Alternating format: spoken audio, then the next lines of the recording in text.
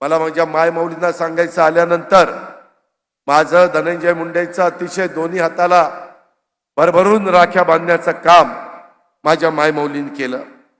आता तुम्ही पाहिलं अक्षरा शिंदे आपल्याच भागातली परळीची भगिनी, तिला पहिला हप्ता जसा तुम्हाला पहिला आणि दुसरा 3000 रुपये मिळाला तसा तिलाही मिळाला।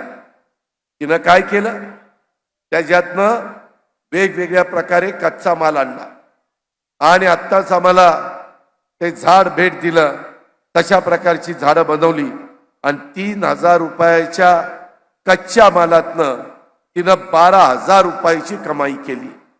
एवढी कर्तबगार माझी मायमाऊली आहे। आणि म्हणून मी जनसन्मान यात्रेच्या निमित्तानं सुनील तटकरे असतील, धनंजय मुंडे असतील, आमचे विक्रम काळे, कल्याण आखाडे, आम्ही सगळेजण कशा करता फिरतोय की या योजना तुमच्यापर्यंत कळाल्या पाहिजेत, तुमच्यापर्यंत पोचल्या पाहिजेत। माझ्या महाराष्ट्रातल्या गरीबातल्या गरीब महिलेच्या पर्यंत ते पोचवण्याचं काम आम्ही करतोय।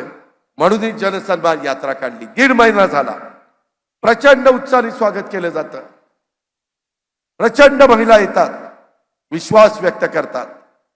कुठंतरी त्या महिलेला आम्ही सक्षम करावं, सबल करावं, आत्मनिर्भर करावं, ही त्याच्या पाठीमागची आमची भावना आहे, दुसरी कोणती नाही। मी नेहमी बघत आलोय, मी पण ग्रामीण भागामध्ये एकेकाळी एका विकास सोसायटीचा पंच होतो, नंतर चेअरमन झालो, नंतर बँकेचा डायरेक्टर झालो, बँकेला चेअरमन झालो, अशी माझी सुरुवात झाली। त्यावेळेस आमच्या शेतामध्ये खुरपणीला महिला यायच्या, त्यांच्या मागे मुकादम असायचा। त्यावेळेस त्यांना जवळनं काम करताना आम्ही पाहिलं। धुणं भांडी करणारी माझी महिला, कचरा गोळा करणारी, काचा गोळा करणारी महिला, झाडू पोतना करणारी शहरातली महिला, स्वयंपाक करणारी शहरातली महिला। अरे तिला इतकं दिवसभर काम केलं तर तिची संध्याकाळी चूल पेटती, भाजीपालाची विक्री करणारी महिला, फळं विकणारी महिला, अशा प्रकारे आमच्या महिलांची अवस्था।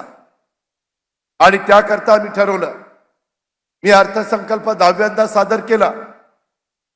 मला माझ्या सगळ्या सहकारी मित्रांनी सांगितलं, दादा असा अर्थसंकल्प सादर करा की महाराष्ट्रातल्या जनतेने देखील त्या अर्थसंकल्पाला समाधान व्यक्त केलं पाहिजे।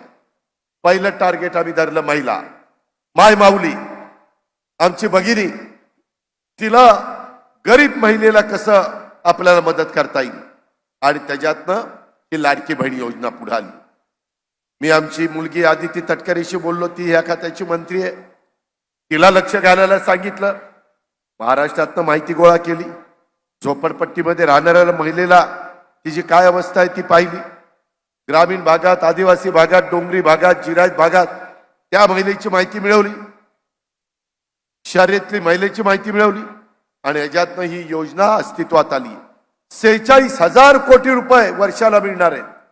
माझ्या महाराष्ट्रातल्या गरीब महिलांना 46,000 कोटी कशाला म्हणतात? 6.5 लाख कोटीचा अर्थसंकल्प सादर केला। त्याच्यातनं 2.5-3 लाख कोटी पगारावर, पेन्शनवर आणि त्या ठिकाणी कर्जाचे व्याज फेडायला आम्हाला द्यावे लागतात आणि बाकीचा विकास कामाला।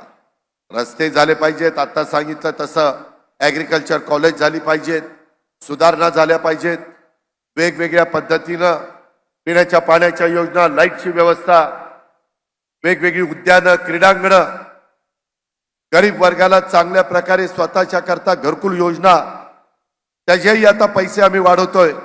रमाई घरकुल योजना असेल किंवा नमो घरकुल योजना असेल, त्याच्यातनं पण प्रत्येक महाराष्ट्रातल्या व्यक्तीला हक्काचं घर मिळालं पाहिजे, ही आमची भूमिका आहे। आणि त्याकरता अधिकचा निधी देण्याच्या करता मी माहिती मागवलेली आहे। मुख्यमंत्र्यांनी लक्ष घातले, उपमुख्यमंत्र्यांनी लक्ष घातलंय, थोडी कळ काढा। आता आम्ही जसं लाडकी बहिणीला पहिले 3000 दिले, आता सप्टेंबरचे पैसे आले। आज मी तुम्हाला सांगतो, ऑक्टोबर आणि नोव्हेंबरचे पैसे 10 ऑक्टोबरच्या आत भाऊबीजेची ओवाळणी माझ्या महिलांच्या खात्यामध्ये जाणार आहे, हा शब्द मी तुम्हाला देतो। बहिणींनो, काळजी करू नका. हा भाऊ तुमच्या पाठीशी आहे. धनंजय मुंडे तुमच्या पाठीशी आहे. आमचं मंत्रिमंडळ तुमच्या पाठीशी आहे. तुम्ही काही काळजी करू नका. फक्त ते पैसे तुमच्या करता वापरा.